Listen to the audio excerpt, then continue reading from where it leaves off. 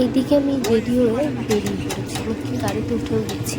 এই দিকটায় দেখো কি অবস্থা, বৃষ্টি পুরো হয়ে জল জমে গেছে মন্দিরটার সামনে।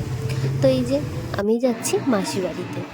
তো এটা ছিল অনেক দিন আগের ভিডিও, তো গ্যালারিতে দেখছিলাম যে ভিডিওগুলো করা আছে, তো পোস্ট করা হয়নি, তো ভাবলাম আপনাদের সাথে শেয়ার করি। তো এই যে আমি মোড়টাতে এসে দাঁড়িয়েছি, আর রাস্তা পুরোই ফাঁকা। এই জিনিসগুলো চিনতে পারছেন, এটা খুব ছোটোবেলায় খেলেছি, যে হাওয়া হলে ধরলে এটা ঘুরতো।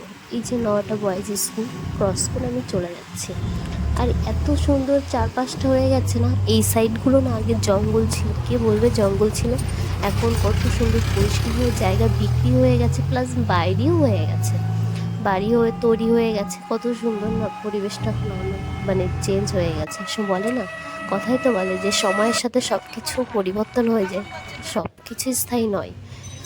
তো এই যে বলতে বলতে দেখো আমি চলে আসলাম মাসি বাড়িতে। এদিকে কয়েকজন পাশের বাড়ি থেকে রথ এনেছিল, এই যে ভাই এখানে দেখো ছোট্ট করে রথ বানিয়েছে, আর এই যে লাফাচ্ছে আমি গেছি জন্য। ও গেলে না ভীষণ খুশি হয়, কারণ পড়াশোনা তো করতে হয় না। তো এই যে মাসির বাড়িতে এসে আমি রেস্ট নিচ্ছি। তো ভিডিওটা আমি এখানেই শেষ করছি।